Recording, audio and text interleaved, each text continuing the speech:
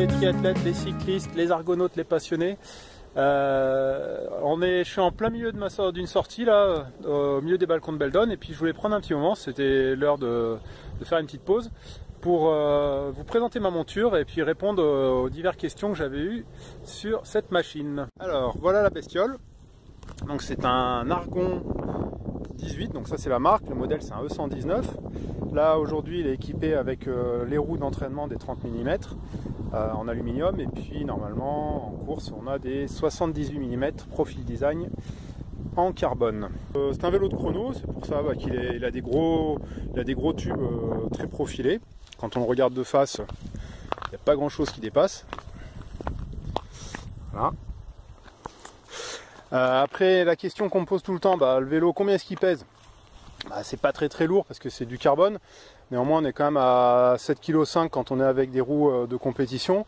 Et puis là, tel qu'il est avec les roues en aluminium et puis les bouteilles d'eau, le kit de réparation, ça rajoute quelques kilos quand même. On est plutôt autour de 9 kg.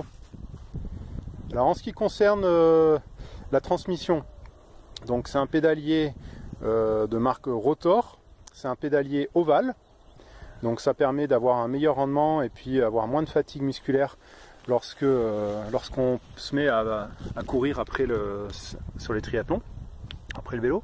Donc c'est un pédalier en 53 dents devant pour le gros plateau et 11 derrière. Donc dans les descentes ça permet de pédaler jusqu'à peu près 60 à l'heure. Et puis pour les montées au plus petit, là on a un 25-41. Alors qu'est-ce qu'on retrouve sur ce vélo? Par rapport à d'autres vélos de chrono, la particularité, déjà c'est un vélo 100% triathlon, il n'est pas homologué pour les courses sur route, par exemple pour le Tour de France. Et puis c'est un vélo qui est équipé pour être en autonomie. Alors on va retrouver dessus un système d'hydratation qui est devant. Voilà. Alors ensuite on va retrouver une bento box pour mettre les barres. Moi j'en ai toujours une ou deux à l'entraînement. En course, on arrive à mettre jusqu'à 4 barres et demie comme celle-ci, en les coupant en différents morceaux. Et puis à l'arrière, des porte-bidons. Alors pourquoi des porte-bidons à l'arrière et pas en bas? Bon, on pourrait en mettre ici. Tout simplement pour une histoire d'aérodynamisme. Il faut mieux les avoir dans le dos, derrière les fesses, qu'au milieu du cadre. Alors donc ici, là, le système permet de mettre deux bidons. Et puis il y a une petite boîte, assez pratique. Alors à l'entraînement, moi j'ai toujours une bombe anti-crevaison, un maillon de rechange, on retrouve de quoi réparer, et puis une clé BTR. Voilà.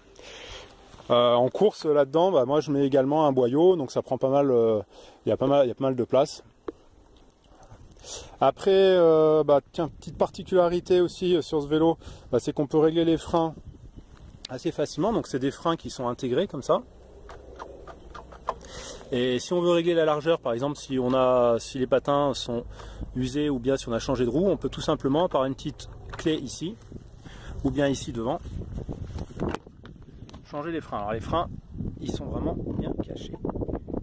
Ils sont ici. Voilà.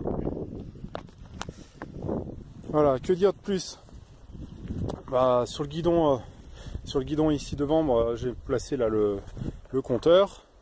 La paille ici. Donc ceux qui connaissent ce vélo me diront que c'est pas le modèle d'origine. Effectivement, la paille, moi j'aime bien avoir ma bouche juste ici. Et la paille d'origine était un peu trop loin. Donc j'ai fermé ici et puis j'en ai mis une autre ici. C'est quoi cette selle? Effectivement, elle peut paraître bizarre. C'est une selle qui permet d'éviter les points de compression là où vous pensez, et puisque sur les efforts triathlon, on est plutôt les efforts de contre-la-montre, on est plutôt très allongé, on est vraiment assis que sur cette partie là de la selle, et du coup ça évite les pressions, et ça permet de se sentir bien pendant les 180 km de l'épreuve. Le petit collier rouge qui est derrière, c'est tout simplement une lampe que j'ai rajoutée. Ça permet pour les sorties qui se terminent un peu tard le soir, de rentrer en toute sécurité. J'espère que ça vous a plu, ce petit tour d'horizon. Moi je vais continuer ma balade. Et puis si vous êtes sur les routes, entraînez-vous bien, soyez prudents. Et à très bientôt.